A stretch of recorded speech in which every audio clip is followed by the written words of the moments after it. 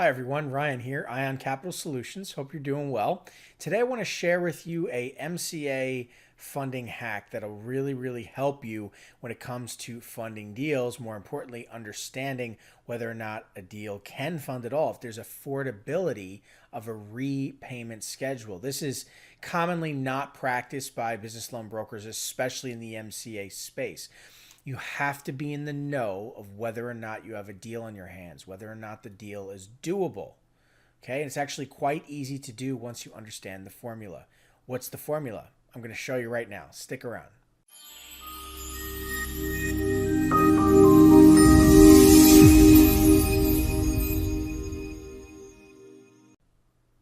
Okay, so let's take a look at our formula. Now, loan repayment, okay, is what you have to understand when talking to anybody about a loan, right? Immediately, can they pay this loan back? And it's actually quite involved, and that's really the point.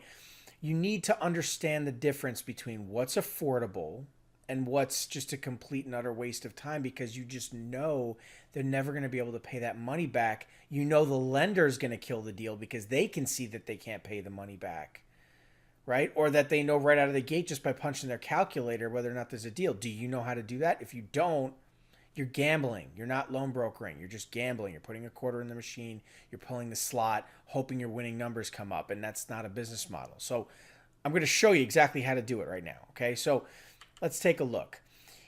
It begins with affordability, as I just mentioned, right? Lenders will allow roughly 16 to 18% of a business owner's monthly gross revenue to be paid out to the lenders for repayment of a loan. Okay, this includes their own loan that the lender's willing to provide if the client has additional loans. So what do I mean by this? Well, for example, let's take a business loan, right? Okay, and we'll say a business will need enough revenue to support repayment of a loan based on the 16 to 18% allowance, right? So we need an example, a hard look. Let's say we have a cash advance offer, right? Or we have a client who needs an unsecured financing. Usually it's a cash advance, right? They need $100,000. Okay, well, there's a few things that we need to know in determining whether or not they can afford this loan, right? So first of all, let's take the loan amount, $100,000. Let's take the average factor, a 138, or in other words, 38% interest, okay? Which, by the way, is the buy rate, not the sell rate. So when you get a buy rate from a lender, you then have to put your points on top of it, and that's the sell rate. That's what you're selling it as. If you sell it at the buy rate, you're not factoring in your points. You're not going to make any money. Okay, so there's the buy rate and the sell rate. So the buy rate is 38%, but we want to put our points in, right? We're going to, in this case, we'll put 8 points in the deal, or 8%, right? Bringing us to a total sell rate of 46%. Okay, but what that means is we have a $146,000 payback on a $100,000 loan. Okay, so now that we've determined what our actual payback is going to be, we have to determine whether or not the client can afford that payment.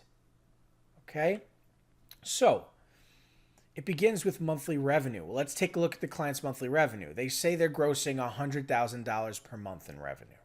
Okay, so this means they can roughly afford $16,000 to $18,000 a month at a maximum.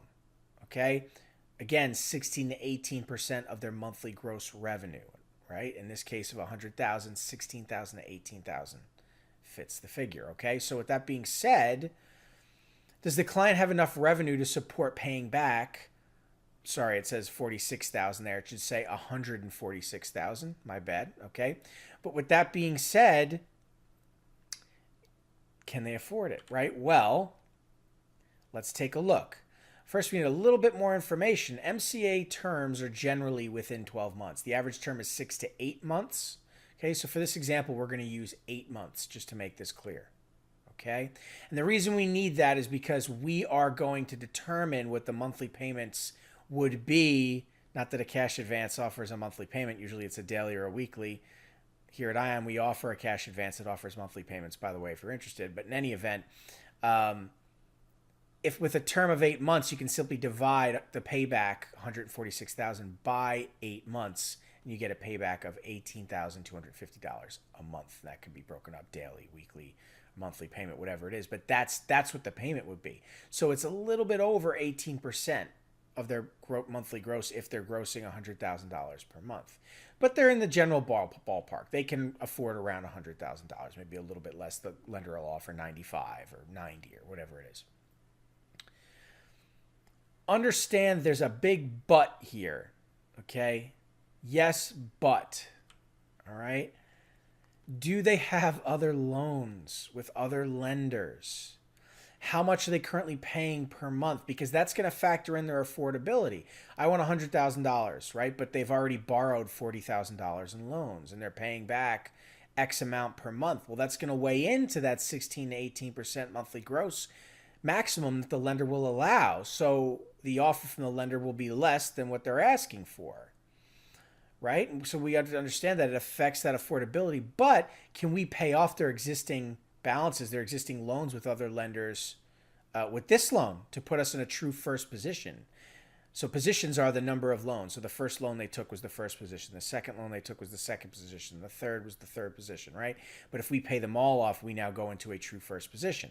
So when it comes to use of funds of a loan, if they wanted to use, say, 50% of that loan to pay off other positions, that's about the maximum the lender will allow. The rest of the use of funds has to go towards the business's growth, right? Otherwise, they're just replacing the other lenders in debt. And if that client was having trouble paying back other lenders, why would they pay this lender back, right? So 50% is usually the maximum that they'll allow for you to pay off additional loans. The rest has got to go towards the business, whatever it is.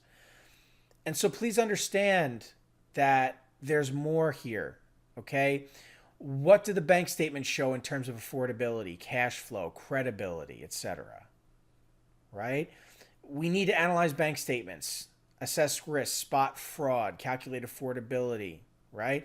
Understand, is their actual revenue $100,000 or is it just their overall deposits? There's a big difference between deposits and revenue, right? Did they get a loan from a lender for $26,000? That's not revenue. That's a loan.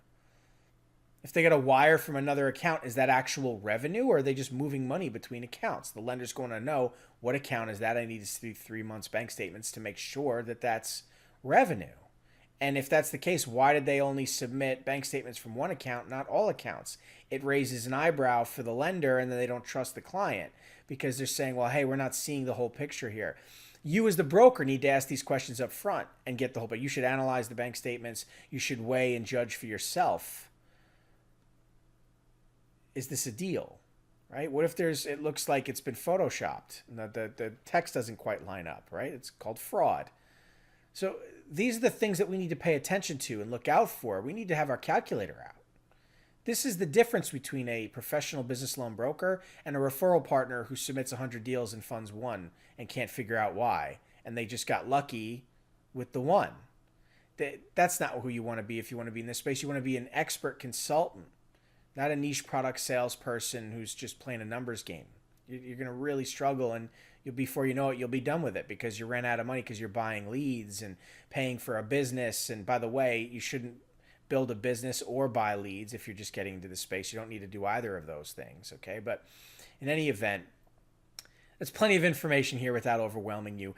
These hacks, this information, this guide will greatly assist you in your qualification process of working with clients, providing merchant cash advances to your clients. So anybody out there in the MCA space who's struggling, here's a free cheat sheet. Okay, there's more to it. If you want to learn more about the loan brokering space, there's a lot more well beyond merchant cash advance. The grass is absolutely greener.